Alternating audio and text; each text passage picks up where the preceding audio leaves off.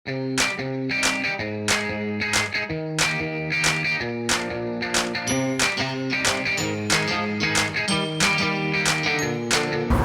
ചങ്കളെ, എല്ലാവർക്കും മെർഫിൻ ബ്ലോഗിൻ്റെ പുതിയൊരു വീഡിയോയിലേക്ക് സ്വാഗതം. ഇന്നത്തെ റെസിപ്പി ഒരു ഗരം മസാലയാണ്. നല്ലൊരു ഗരം മസാല ഇന്ത്യൻ കുക്കിങ്ങിൽ ഹാർട്ട് സോളാണ്. നമ്മുടെ കയ്യിൽ നല്ല ഫ്ലേവറുള്ള ഒരു ഗരം മസാല ഉണ്ടെങ്കിൽ 70% വരെ കുക്കിങ്ങിൽ സക്സസ് ആയിരിക്കും. അപ്പോൾ നിങ്ങൾ വിചാരിക്കും സൂപ്പർ മാർക്കറ്റിലും ചെറുകിട കടകളിലും ഇത് കിട്ടാറില്ല എന്ന്. എന്നാൽ ഹോം മെയ്ഡ് ഗരം മസാലയ്ക്ക് നല്ല ഫ്ലേവറും നല്ല ടേസ്റ്റും ആയിരിക്കും. അതുപോലെ തന്നെ കെമിക്കലൊന്നും ആഡ് ചെയ്യാറൊന്നുമില്ല. അപ്പോൾ ഹെൽത്തി ആയിട്ടുള്ള ഗരം മസാല എങ്ങനെ തയ്യാറാക്കിയെടുക്കാം? അപ്പോൾ ഇതുപോലെയുള്ള മനോഹരമായ വീഡിയോകൾ നമ്മൾ എന്നും ഈ ചാനൽ അപ്ലോഡ് ചെയ്യാറുണ്ട്. അതിൻ്റെ നോട്ടിഫിക്കേഷൻ നിങ്ങളുടെ ഫോണിൽ കറക്റ്റായിട്ട് കിട്ടുവാൻ വേണ്ടി ആ മുകളിൽ കാണുന്ന ഫോളോ ബട്ടൺ ഒന്ന് പ്രസ് ചെയ്ത് വെച്ചിരിക്കണേ. അപ്പോൾ നമുക്ക് ഗരം മസാല എങ്ങനെ തയ്യാറാക്കുന്നതെന്ന് കണ്ടിട്ട് വരാം.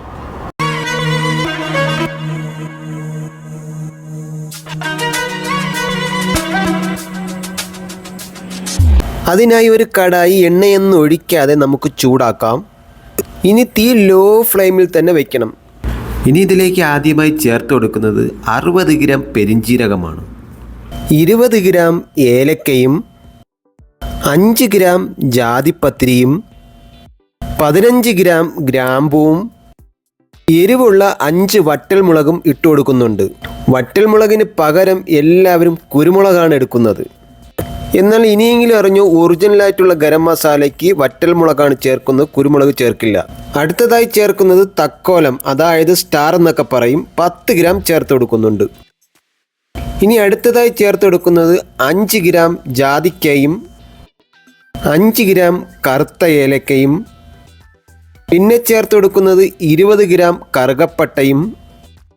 ഇനിയാണ് ഇതിൻ്റെ മർമ്മപ്രധാനമായ കുറച്ച് ഇൻഗ്രീഡിയൻസ് ചേർത്ത് കൊടുക്കുന്നത്. 1 ടേബിൾ സ്പൂൺ മല്ലിയും, 1 ടേബിൾ സ്പൂൺ സാജീരകവും. അടുത്തതായി ചേർത്ത് കൊടുക്കുന്നത് 2 ടേബിൾ സ്പൂൺ ചെറിയ ജീരകം അഥവാ കുമൻ സീഡാണ്. മല്ലി, സാജീരകം, ചെറിയ ജീരകം ഇത് മൂന്നും സ്കിപ്പ് ചെയ്യരുത്. ഇതാണ് ഈ ഗരം മസാലയ്ക്ക് ഇമ്പോർട്ടൻ്റ് ആയ ടേസ്റ്റ് കിട്ടുന്നത്. അടുത്തതായി ചേർക്കുന്നത് 3 ബേ ലീഫ് ആണ്. ഇത്രയും ഇൻഗ്രീഡിയൻസ് ചേർത്തിട്ട് ഗ്യാസ് ഓൺ ചെയ്തിട്ട് മീഡിയം ഫ്ലെയിമിൽ വെച്ച് കണ്ടിന്യൂ ആയിട്ട് 5 മിനിറ്റ് കൈ എടുക്കാതെ ഇളക്കുക. കണ്ടിന്യൂ ആയിട്ട് ഇളക്കി കൊടുത്തില്ലെങ്കിൽ കരിഞ്ഞു പോകാനുള്ള സാധ്യതയുണ്ട്. ഡ്രൈ റോസ്റ്റ് ചെയ്തിട്ട് പൊടിക്കുന്നതും ഡ്രൈ റോസ്റ്റ് ചെയ്യാതെ പൊടിക്കുന്നതും തമ്മിൽ വ്യത്യാസമുണ്ട്. ഡ്രൈ റോസ്റ്റ് ചെയ്താലുള്ള പ്രധാന ഗുണങ്ങളെന്ന് വെച്ചാൽ നമ്മൾ ഇട്ടുകൊടുത്തിരിക്കുന്ന പൈസസിൻ്റെ ഉള്ളിൽ ഒരു ഓയിൽ കണ്ടൻ്റ് ഉണ്ട്. ആ ഓയിൽ കണ്ടൻറ്റിലാണ് ഇതിൻ്റെ യഥാർത്ഥ ടേസ്റ്റ് ഇരിക്കുന്നത്.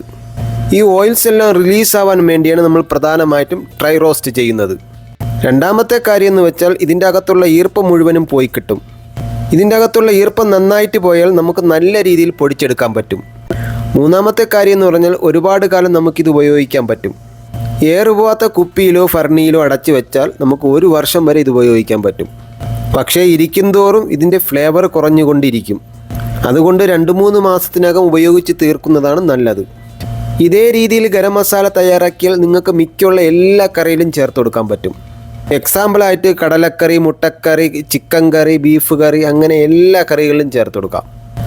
ഇതുപയോഗിച്ചാൽ മറ്റു മസാലകളൊന്നും ഉപയോഗിക്കണമെന്നില്ല. മല്ലിപ്പൊടിയോ മുളക് പൊടിയോ മാത്രം ഉപയോഗിച്ചാൽ മതി. ഇതിപ്പോൾ ഏകദേശം ഒരു 5 മിനിറ്റോളമായി. ഇതിപ്പോൾ റെഡി ആയിട്ടുണ്ട്. ഇനി നമുക്കത് വേറൊരു പാത്രത്തിലേക്ക് മാറ്റി വയ്ക്കാം. കാരണം ഇതേ പാത്രത്തിലിരുന്നാൽ ഇത് കരിഞ്ഞു പോകാൻ സാധ്യതയുണ്ട്. വേറൊരു പാത്രത്തിലേക്കാക്കിയിട്ട് നല്ലപോലെ തണുത്തതിന് ശേഷം പൊടിക്കാനായിട്ടൊരു മിക്സിയുടെ ജാറിലേക്ക് മാറ്റണം. അപ്പോൾ ഇത്രയും നേരം എൻ്റെ വീഡിയോ കണ്ടുകൊണ്ടിരുന്ന എൻ്റെ എല്ലാ പ്രിയ സുഹൃത്തുക്കളും വീഡിയോ ഇഷ്ടമായാൽ ഷെയർ ചെയ്യാൻ മറന്നു പോകരുത്.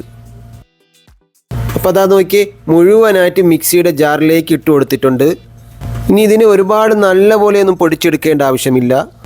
ഒരു തരി പോലെ ഈ രീതിയിൽ ഇങ്ങോട്ട് പൊടിച്ചെടുത്താൽ മതിയാവേ. അപ്പം നമ്മൾ ഗരം മസാല എങ്ങനെയാണ് തയ്യാറാക്കുന്നത് കണ്ടു. ഇനി ഇതിൻ്റെ ഫ്ലേവർ നഷ്ടപ്പെടാതെ എങ്ങനെ സൂക്ഷിക്കുന്നതെന്ന് നോക്കാം. എയർ കയറാത്തൊരു പാത്രത്തിൽ വേണം ഇത് സൂക്ഷിക്കാൻ. എയർ കയറിക്കഴിഞ്ഞാൽ ഇതിൻ്റെ ഫ്ലേവർ നമുക്ക് നഷ്ടപ്പെടും.